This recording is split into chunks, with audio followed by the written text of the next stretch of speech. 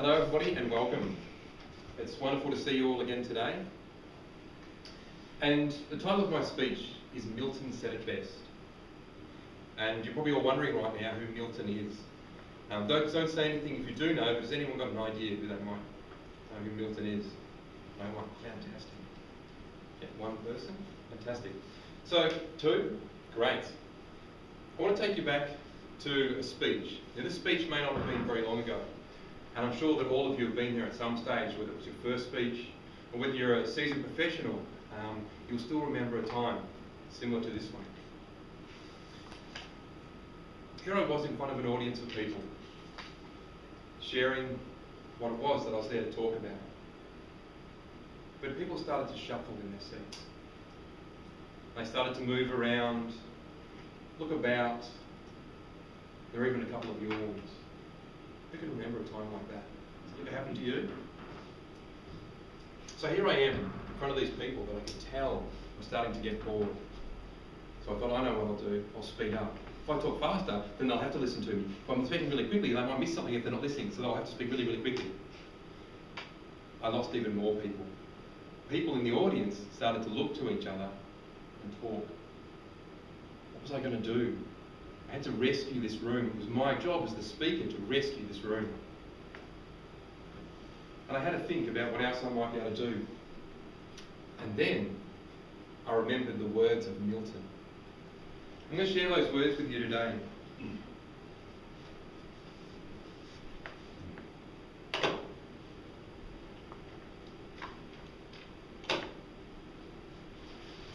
This is a mnemonic device to help you remember what it is that I'm going to be sharing with you today. It's a hand. Milton comes from, Milton himself is actually a therapist. I'm not sure if he's still alive today, but back in the 70s there were two people, John Grinder and Richard Bandler. They're the creators of NLP. Has anyone here heard of NLP before? Yeah. A couple of people, okay, not a lot. NLP is short for linguistics programming. Neuro being the brain, linguistics being language, and programming is how to utilise that. So those two gentlemen went out and studied the best therapists in the world. There were three key ones that they spoke about. The two that have given me the most are Satir, and I'll be talking about them in another one of my speeches at another time, and Milton. Milton language is very, very in-depth. I don't know how many actual different patterns he had, but when they studied Milton, they discovered, I think, 16 language patterns at the time. So they've gone back to him and they've said, Milton, we've been studying you for a while now, and we've discovered 16 language patterns that you have. He said, that's a great start. So I don't know how many patterns he had, but today I'm going to be sharing with you a couple of those.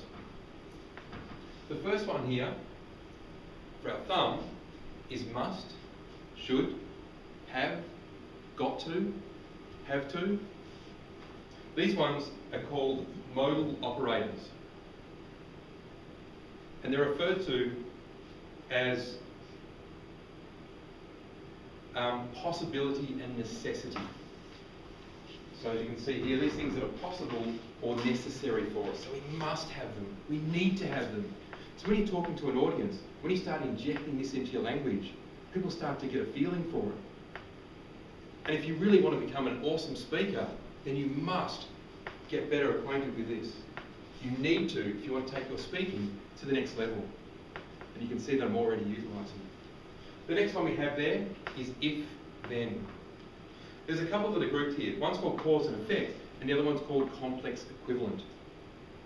So if I jump in a puddle, I'm going to get wet.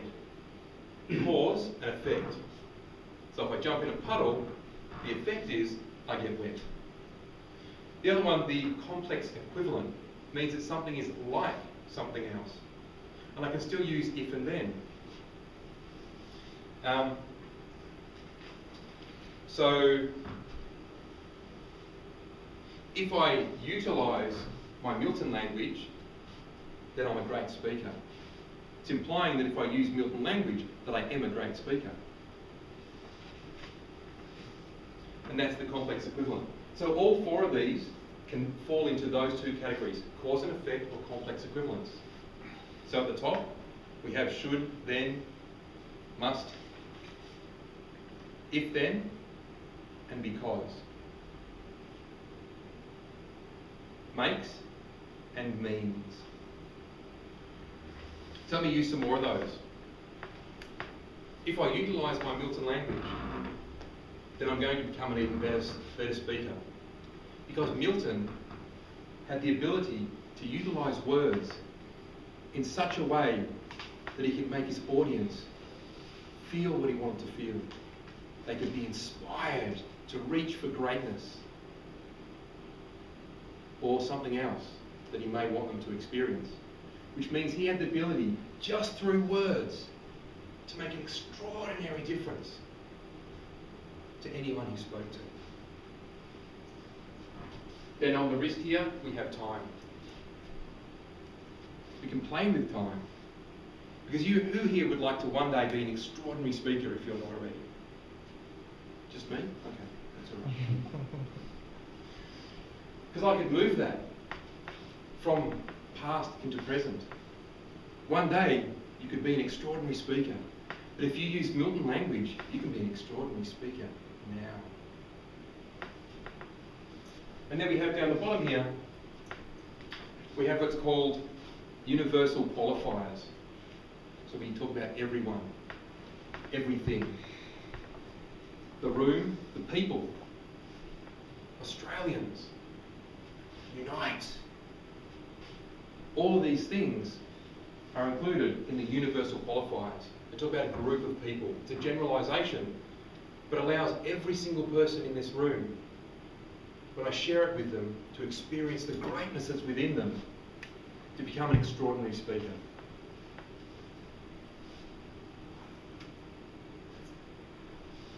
So once again, the Milton language: must, should, if then, because, makes and means. Time and the universal qualifiers. And I know that as you do your next speech and you bring all of this into your next speech, it means you're going to be an extraordinary speaker. Because I know where you want to take yourself tomorrow. And I know that you have the ability to get there today. To make a difference now and tomorrow to everyone you stand up and speak to. And I look forward to listening to you speak. Thank you.